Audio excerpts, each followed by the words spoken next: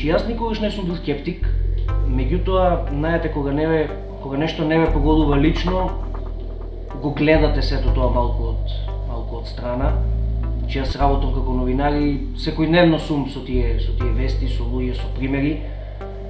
Меѓутоа, во неговото постоење најмногу и најлично се уверив преку мој личен пример, односно преку мојот татко кој се зарази од коронавирус пред половина година и кој за жал ја загуби борбата со вирусот.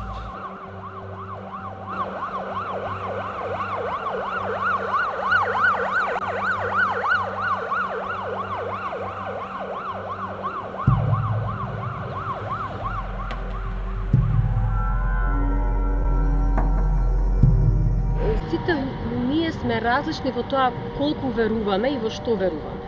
Но кога ќе не соочат со доказ, тогаш веќе немаме толку многу аргументи да продолжиме да тврдиме дека нешто не е така, кога имаме не еден, туку повеќе докази дека нешто навистина е присутно и постои, не можеме да замижиме и да го негираме дека е тука меѓу нас.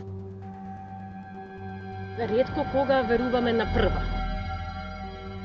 Мојот татко, како што реков, почина пред 6 месеци, целиот, значи 9 ноември почина, што пред 3 недели пред тоа, значи некаде средина на октомври, тој беше хоспитализиран, се бореше неполни 3 недели.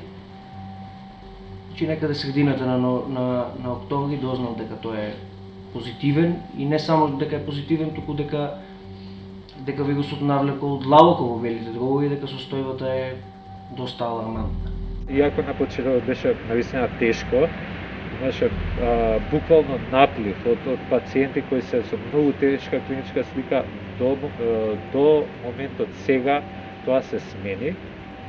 Сите имаме не само впечаток, туку и официјален податок дека морталитетот е паднат и дека сега ситуацијата е навистина под контрола, за разлика од ноември, кога се појави тој втор брак, што го нарекуваме.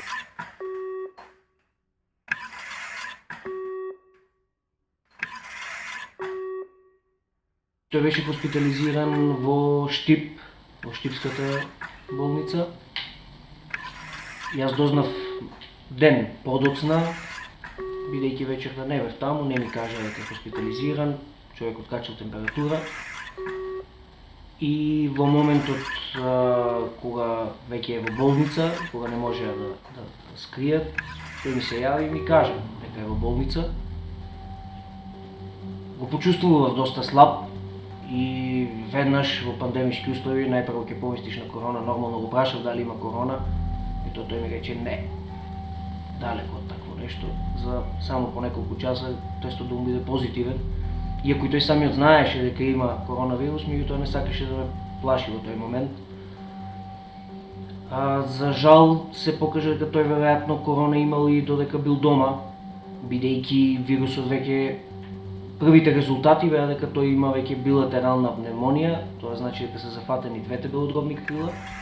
Без разлика на тоа што не се работи за пушач, не се работи значи за човек кој пуши цигари, не се работи за човек кој пиел алкохол, не се работи за човек кој не бил физички активен, значи релативно здрава личност, без разлика на тоа што имаше 53 години, без хронични заболувања, значи проблеми со крвниот притисок некаде од 25-та година, значи ништо ново за него. Меѓутоа, објаснувањето од докторите беше дека едноставно вирусот навлегол многу лошо. И тие беа изненадени. Значи по неколкудневна борба во Штип беше пренесен во Филип II и тие беа доста изненадени. Значи јас кога првпат се слушнав со доктор, тоа беше во Филип II, тамошната докторка ми рече веќе не треба да ми кажуваш. Значи јас гледам дека ова е човек кој никогаш не пушил цигари, не бил алкохоличар и човек кој имал умерена физичка активност, меѓутоа неговите бели дробови се распарчени и низиното прашање беше како е ова возможно. Јас си реков не знам, кажете ми вие. Се надоврза една нова пандемија која што за жал испадна и биолошки да соработува во негативна конотација со веќе постоечките болести кои што сте присутни. И вие имавте ситуација кога веќе болно население, одреден дел од населението, со зголемена телесна тежина, со покачен притисок, со диабет, со низа други проблеми, дојде пандемијата од COVID-19 и дополнително ја влоши здравствената состојба. Тоа мислам дека е вистинското што направи таква голема компликација и што посебно ја засегна Македонија. Политиката во Филип II е да не им се дозволува телефон на пациентите, така што таму од моментот кога е префрлен во Филип II немавме никаков контакт, додека тој уште беше 5 до 6 дена и тука можевме да комуницираме со тоа што имаше и од тамошните доктори препорака да не го заморуваме, бидејќи постојано беше на кислородна подршка и дека тој мора да дава дел од себе за да зборува. Значи мора да ја тргне маската, меѓутоа тоа не е препорачливо за него, бидејќи губи кислород. Тој беше во состојба, значи да не може да зборува ни 10 секунди да не започне да се гуши. Пациентите не е можно да се посетат кога се во ковид центар. Така да со нивните фамилии не бев директно вклучена во таа состојба. Ние го гледаме тој ефект сега на клиниката за психијатрија, кога истите доколку имаат некоја состојба со која што не може да се справат, самите бараат, да речеме, психолошка помош и психијатрија.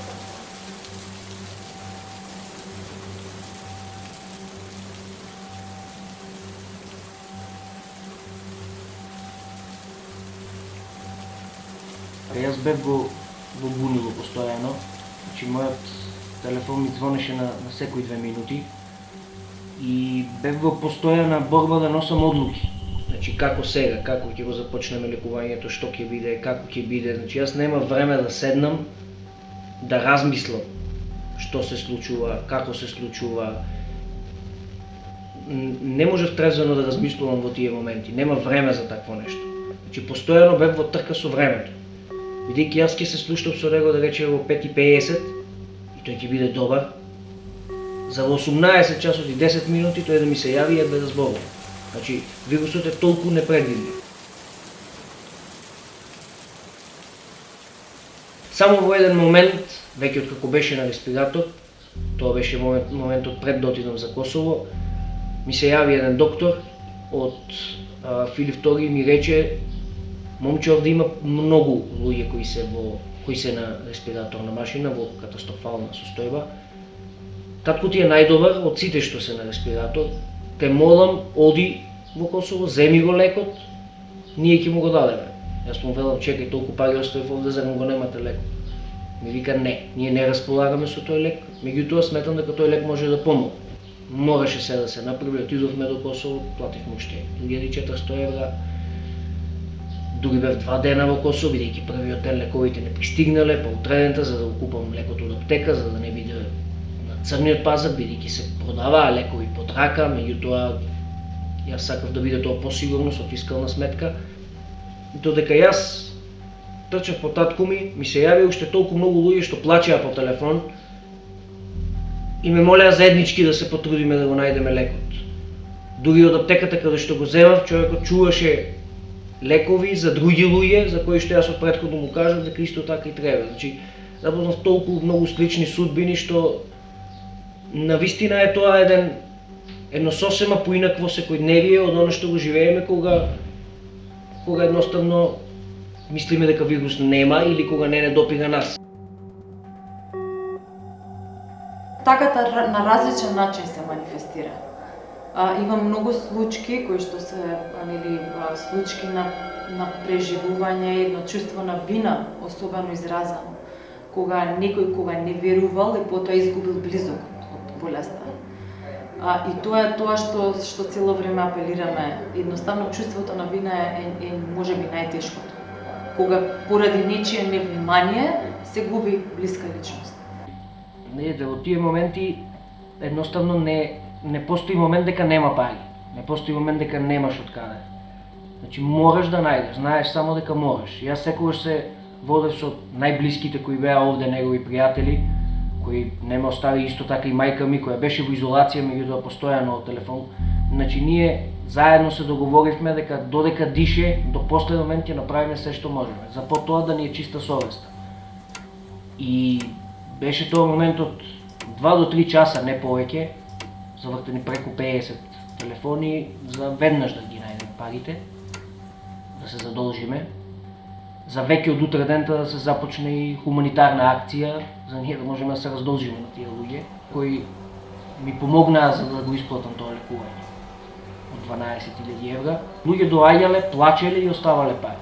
Имало луѓе кои ги оставале последните пари. Споделената тага олеснува, споделената несреќа олеснува на некаков начин. И тоа е нешто што насекаде се гледа, бидејќи поради тие рестриктивни мерки кои што се и тоа како потребни или за да го надминеме ова состојба која што нас најде на светско ниво, е на некој начин оневозможено справувањето со изразувањето на соодветно на сочувство.